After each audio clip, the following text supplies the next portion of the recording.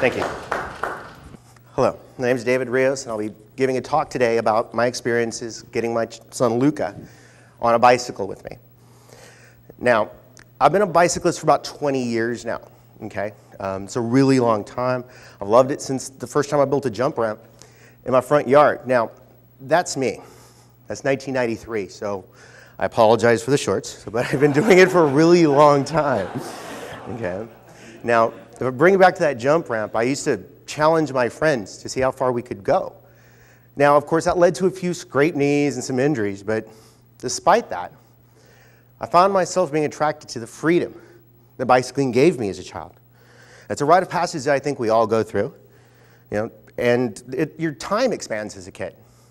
When your parents tell you you can be outside for 30 minutes, how long can you get in 15 minutes? Is that what it turns into? Your distances expand. You're self-powered. You get to smell things and see things that you wouldn't see from inside a car. So all of those things, that sense of empowerment, kept me riding as a child.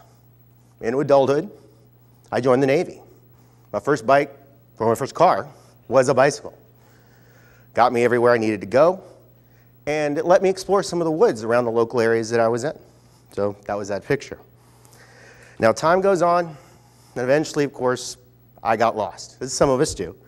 I made some mistakes, and at 2 points during my life, a bicycle was all I had. It was my way to and from work, it was my way into and out of trouble, and it also rode in a few people's trunks over the years on the way back from the bar. So now my family did eventually start to grow, but I kept riding. My daughter Ember was born, and she joined me when she was 4 months old, inside a car seat, inside a bicycle trailer. She was very, very young when this began, and she rides to this day. She's recently joined me in Ciclovia Nights, which was a recent event here in town, and she's also done a critical mass ride as well. Currently, she's 18 years old, and she still rides. Now, when my son Luca was born, I was excited to continue that tradition of teaching my kids what I do and how much fun it is to be out there. Now, Luca was born with mild cerebral palsy. That means that his left side's a little bit weak, he has a little bit of issues with balance, and sometimes his left hand can give him some issues. So as a dad, my question was, will my son be able to ride with me? Will I be able to show him this legacy as much as it is to him? Would he be able to continue doing that? So I was eager to learn more about his issue and how I could help him. Now, Luca's first bike was this little Spider-Man bike, and perfectly normal for most kids. For him, it worked up to a point. He started having some left side issues again. His left side would start to hurt, and he would just kind of ride leaning on one side. It was working, but he did have some fun, but I knew there had to be something else for him. Now, one day Luca came up to me as a child, just a couple years ago. And he sat down and he was very dejected. Dad, yes, son. He tells me I'm not fast. What do you mean? He tells me a story. At school, in PE, he's not the fastest kid there. Now, thinking about it, okay, that can be a challenge, but then thinking a little more, I remembered. In PE class, that's where legends are made, guys, if you're a little kid. The coolest kid is the fastest kid, and that's just the way it is. So when those kids started calling him slow, I felt it in a very personal way, and truth be told, I wasn't very fast as a kid either. So I, as a dad and as a cyclist, resolved myself to find out a way to get Luca fast, any way that I could. So online, we start some searching, and we find this thing. It's this long bike trailer with pedals that lets your child pedal with you on a big comfy seat. It was almost perfect.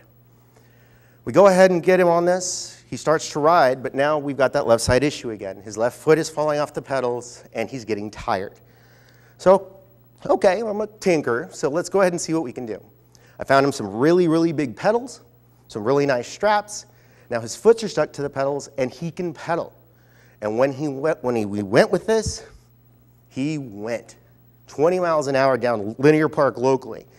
He remembers that because he says his cheeks were flapping. Okay, that's how fast he was going. Now, he loves everything about this. As you can see, he was very excited that first day. He loved everything about the ride except the view. Because that's his view of me. Okay, now, after some experience with this bike and after learning that we could really go far with this, we decided to go ahead and challenge ourselves. There's a ride here locally called Pedal to Padre that goes from Brownsville, Texas to South Padre Island. Some of you have heard of it. It's about 30 miles. Now, and it can be a little bit of a challenge. So here we are setting up for Pedal to Padre. He decided that he wanted to try it. The thing with Pedal to Padre is it can be windy. If any of you have ever seen this or done it before, you know it can be windy at certain points. How windy? That windy. Luckily, nobody was in those when they fell over, but they did fall over. So he saw that, he was a little ejected, and he was tired. But halfway through, he's complaining, he doesn't want to do this, and suddenly, the bike gets heavy and slow. Now keep in mind, he's behind me, I can't see him. So I look back, and I see him gorging on trail mix and water. He's just eating away. Luca, oh, sorry, Dad. And then he starts going. We kept motivating him, he kept wanting to quit, but eventually we get to Port Isabel. Now in Port Isabel, everything changes. There's people lining the side of the road that are wishing people on, cheering them on, trying to get them to the beach. And as soon as he sees them, and they see him, this cheer comes up from the crowd. Good job, Dad, keep going. Good job, good job. And he just fed into that. By the time we got to the end where the causeway is, he was waving to the people as he rode by. He was having the time of his life. And so we kept going. We eventually got to cross the causeway together, which was an amazing thing. And when we got to the finish line, there's somebody there and they're handing him medals. That look on his face, it was achievement, it was pride, it was satisfaction. And honestly, every kid needs to feel that at some point in their lives.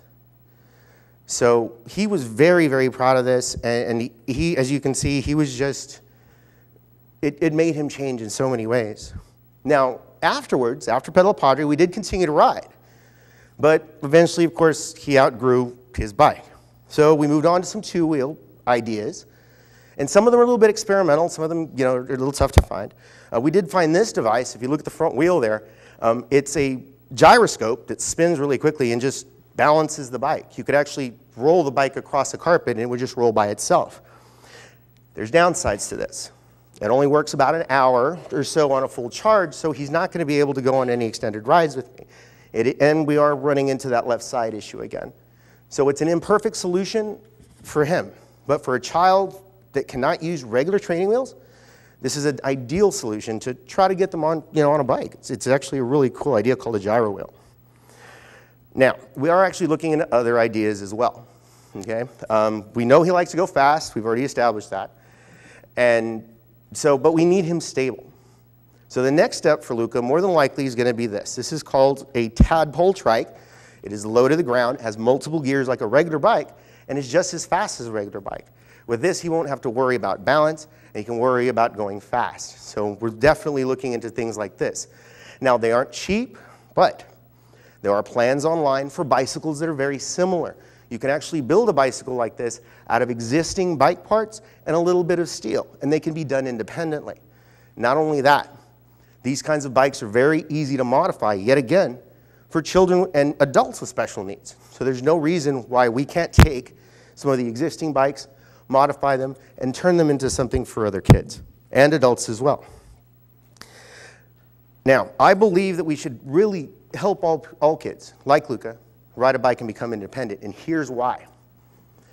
If a child like Luca never got to get a driver's license because he wasn't able to, he would be able to ride a bike.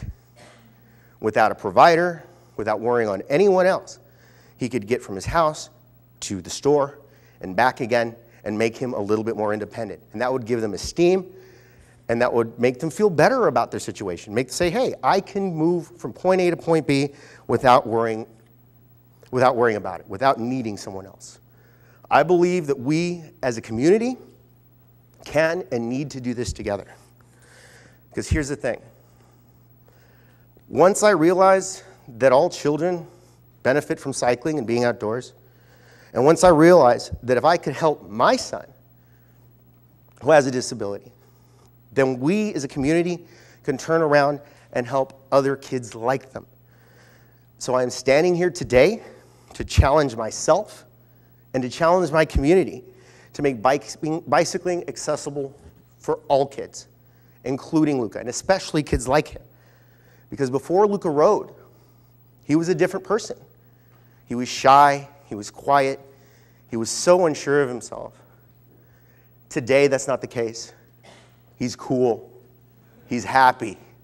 And I think that if we can do this for him, we can do this for all kids. Thank you.